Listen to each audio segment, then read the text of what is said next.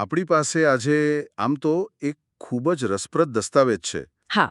એક 10 મિનિટના ગુજરાતી વિડિયો માટેની આખી સ્ક્રિપ્ટ છે અને આ સ્ક્રિપ્ટ એવા લોકો માટે બનાવવામાં આવી છે જે ખબર છે સોમવારની સવારથી જ શુક્રવારની રાહ જોતા હોય છે. બરાબર.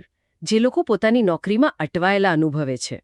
હા, કંઈક પોતાનું શરૂ તો કરવું છે પણ ગૂંચવણમાં છે કે ક્યાંથી શરૂ કરવું. અને આ સ્ક્રિપ્ટનું જે શીર્ષક છે એ પણ બહુ મજેદાર છે. નોકરી કે પેશન, સાચી સફર ક્યાંથી શરૂ થાય છે.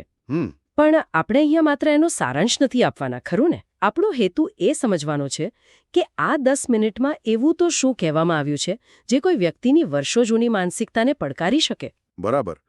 એક રીતે જોઈએ તો આ સંદેશા કરતાં વધુ છે.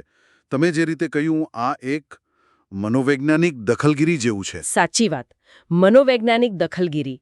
અને એટલે જ મને આ સ્ક્રિપ્ટ ગમી, કારણ કે એનો હેતુ માત્ર માહિતી આપવાનો નથી. ના, બિલકુલ નહીં. એના 3 મુખ્ય ઉદ્દેશ્યો છે.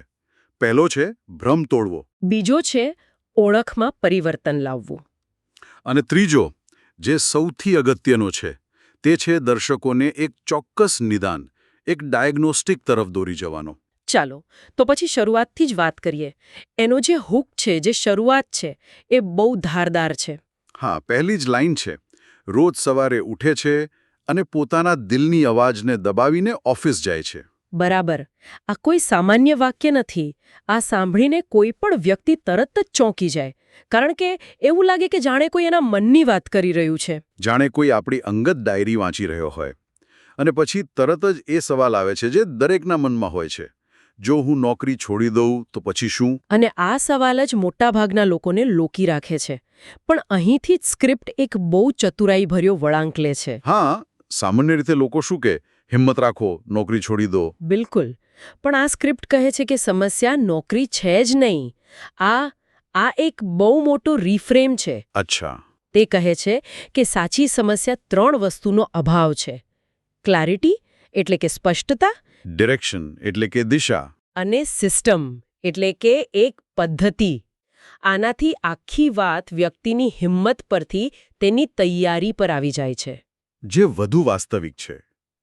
અને આ તૈયારીના અભાવને સમજાવવા માટે પેશન અને પ્રોફિટ વચ્ચેનો તફાવત બહુ સરસ રીતે રજૂ કરાયો છે. હા, પેશનને ભાવનાત્મક ગણાવ્યું છે અને પ્રોફિટને માળખાગત. બધા કહે છે તમારા પેશનને અનુસરો, પણ કોઈ એ નથી શીખવતું કે ભાવનાત્મક જુસ્સાને એક માળખાગત નફામાં કેવી રીતે ફેરવવો. અને સ્ક્રિપ્ટમાં એક બહુ શક્તિશાળી ક્ષણનું વર્ણન છે. જ્યારે કોઈને પૂછવામાં આવે કે ચાલો તમારા પેશનને પ્રોફિટમાં કેવી રીતે ફેરવશો, ત્યારે જવાબમાં જે મૌન છવાઈ જાય છે ને, એ જ સાચો જવાબ છે. એ મૌન બતાવે છે કે લોકો પાસે ઈચ્છા તો છે, પણ કોઈ રોડમેપ નથી. મંઝિલ દેખાય છે પણ રસ્તો નથી ખબર. બરાબર. અને આ વિડિયો એ જ ખાલી જગ્યા ભરવાનો પ્રયત્ન કરે છે. તો આ ખાલી જગ્યાનું મૂળ કારણ શું? આ માનસિક અવરોધ આવ્યો ક્યાંથી? અને અહીં સ્ક્રિપ્ટ મિડલ ક્લાસ કન્ડિશનિંગની વાત કરે છે. એટલે કે મધ્યમ વર્ગીય ઉછેર. હા. આ એક એવો મુદ્દો છે જે ઘણા લોકો સાથે સીધો જોડાશે. ચોક્કસ. બાળપણથી જ આપણને શીખવવામાં આવે છે. સ્થિર નોકરી એટલે સફળતા. અને જોખમ એટલે ભય. બિલકુલ. અને આ માત્ર શીખવવામાં નથી આવતું, આ આપણી ઓળખનો ભાગ બની જાય છે. અર્થશાસ્ત્રમાં પણ એક સિદ્ધાંત છે, લોસ અવર્જનનો. અચ્છા, એ શું છે? એનો અર્થ એ છે કે 100 રૂપિયા મેળવવાની ખુશી કરતાં 100 રૂપિયા ગુમાવવાનો ડર આપણને બમણો લાગે છે. આપણું મગજ નુકસાનથી બચવા માટે જ રચાયેલું છે. એટલે સ્થિર નોકરી સલામતીનું પ્રતીક છે. હા. અને પેશન કે બિઝનેસ એ અનિશ્ચિતતા અને સંભવિત નુકસાનનું.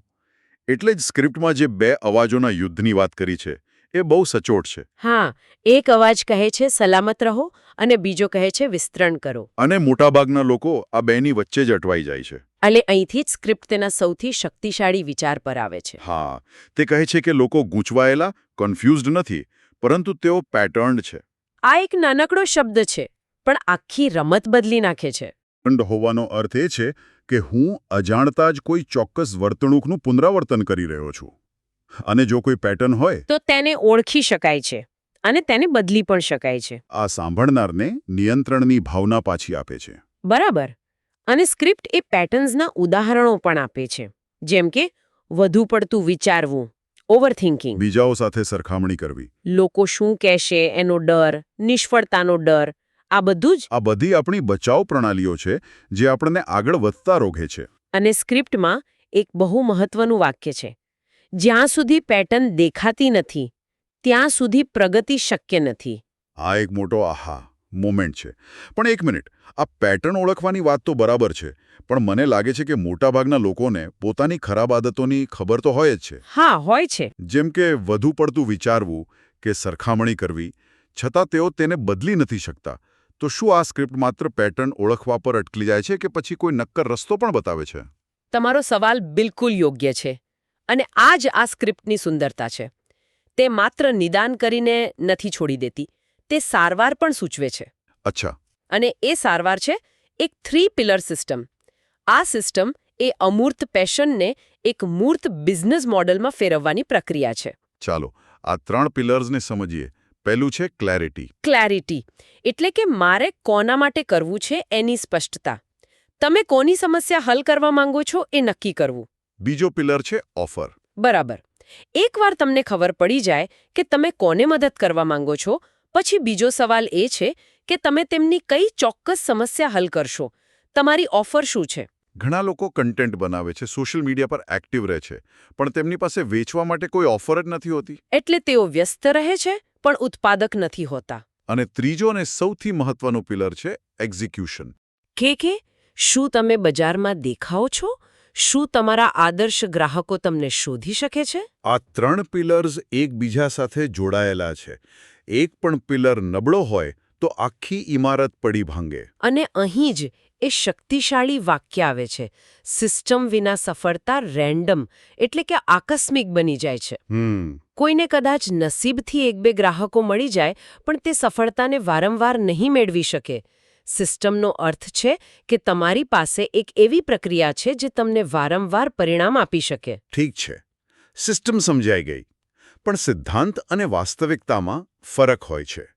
કોઈ વ્યક્તિ જે વર્ષોથી સલામત નોકરી કરી રહ્યો છે તેના માટે આ બધું સાંભળવું સારું લાગે, પણ વિશ્વાસ કરવો મુશ્કેલ છે.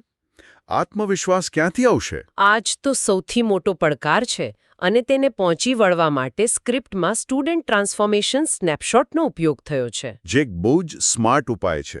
હા, આ સોશિયલ પ્રૂફનો સિદ્ધાંત વાપરે છે. જ્યારે આપણે બીજા લોકોને, જેઓ આપણા જેવા જ છે, તેમને સફળ થતા જોઈએ છે ને, ત્યારે આપણા મનમાં એક અવાજ આવે છે, જો તે કરી શકે તો હું પણ કરી શકું. હા, તે સિદ્ધાંતને વાસ્તવિકતા સાથે જોડે છે. તે એક પછી એક પગલાંની સફર બતાવે છે. પહેલા સ્પષ્ટતા, પછી વિષય નક્કી થાય છે, પછી પહેલી ઓફર બને છે, અને છેવટે પહેલો પેઇંગ ક્લાયન્ટ મળે છે. અને અહીં ભારપૂર્વક કહેવાયું છે કે રકમ ભલે 500 રૂપિયા કેમ ન હોય. હા, એ રકમ મહત્વની નથી, પણ તે એક મોટો પુરાવો છે. એ 500 રૂપિયા માત્ર પૈસા નથી, એ એક માન્યતા છે. એ પુરાવો છે કે બજારમાં કોઈક છે જે તમારી કુશળતા માટે પૈસા આપવા તૈયાર છે. અને સ્ક્રિપ્ટનું સૌથી મહત્વનું વાક્ય અહીં આવે છે. કયું? એક વખત પ્રૂફ મળી જાય, સેલ્ફ બિલીફ એક્ટિવેટ થાય છે. વાવ! આત્મવિશ્વાસ બજારમાંથી આવે છે, માત્ર મોટિવેશનલ વિડીયો જોવાથી નહીં. બરાબર. આ નાનકડી જીત જા આખી રમત બદલી નાખે છે. પણ પછી તરત જ સ્ક્રિપ્ટ એકદમ જ વાસ્તવિકતા પર પાછી આવે છે. તે કોઈ ખોટા સપના નથી વેચતી. ના, એક રિયાલિટી ચેક આપવામાં આવે છે. જે મને ખૂબ જ પ્રામાણિક લાગ્યું. તે સ્પષ્ટપણે કહે છે કે આ કોઈ ક્વિક મની સ્કીમ નથી. અને આ ખૂબ જ જરૂરી છે. આનાથી સ્ક્રિપ્ટની વિશ્વસનીયતા વધે છે. તે કહે છે કે આ સફર અનકમ્ફર્ટેબલ છે, પણ સ્ટ્રક્ચર્ડ છે. અસ્વસ્થતાભરી છે, પણ માળખાગત છે. હા, આ વાક્ય અપેક્ષાઓને યોગ્ય રીતે સેટ કરે છે. તે કહે છે કે તમને ડર લાગશે, તમને શંકા થશે, પણ તમારી પાસે અનુસરવા માટે એક માળખું હશે. તો આખી સ્ક્રિપ્ટ એક સંપૂર્ણ સફર જેવી છે. તે દર્શકોની પીડાને સમજીને શરૂ થાય છે, પછી સમસ્યાને એક નવા દૃષ્ટિકોણથી રજૂ કરે છે. તે માનસિક પેટર્નને ઓળખાવે છે, તેને તોડવા માટે એક સિસ્ટમ આપે છે.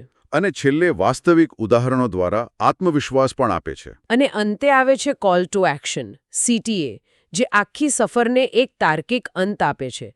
તે દર્શકોને માત્ર પ્રેરિત કરીને છોડી નથી દેતી. હા, તે તેમને એક ચોક્કસ પગલું લેવા માટે પ્રોત્સાહિત કરે છે. અને તે પગલું મારો કોર્સ ખરીદો નથી. બિલકુલ નહીં. તે પગલું છે એક ફ્રી ડાયગ્નોસ્ટિક લેવાનું. આ બહુ ચતુરાઈભર્યું છે. તે વેચાણ જેવું નથી લાગતું, પણ મદદ જેવું લાગે છે. બરાબર. તમે કોઈને કંઈક વેચતા પહેલા તેમને તેમની સમસ્યા સમજવામાં મદદ કરી રહ્યા છો. આ ડાયગ્નોસ્ટિક દ્વારા દર્શક પોતાની પેટર્ન, પોતાના પેશનનો પ્રકાર અને અવરોધોને સમજી શકે છે. આ એક સામાન્ય વિડીયોમાંથી વ્યક્તિગત માર્ગદર્શન તરફ લઈ જવાનો એક સરળ રસ્તો છે. હા, તે સંબંધની શરૂઆત કરે છે. તે કહે છે, તમારી સફર અહીંથી શરૂ થાય છે અને અમે તેમાં તમારી સાથે છીએ. આ વેચાણ કરતાં ઘણું વધારે શક્તિશાળી છે. એકંદરે આ સ્ક્રિપ્ટ એ વાતનો ઉત્તમ નમૂનો છે કે કેવી રીતે 10 મિનિટમાં કોઈની વિચારવાની રીતને પડકારી શકાય છે અને તેમને પગલાં લેવા માટે એક નક્કર માર્ગ બતાવી શકાય છે. ચોક્કસ. આ આખી સ્ક્રિપ્ટ જુસ્સાને એક માળખાગત અને નફાકારક સિસ્ટમમાં ફેરવવા પર ખૂબ ભાર મૂકે છે, જે વ્યવહારુ પણ છે અને જરૂરી પણ છે. પણ આના પરથી એક સવાલ મારા મનમાં આવે છે, જેના પર વિચારવું રસપ્રદ રહેશે.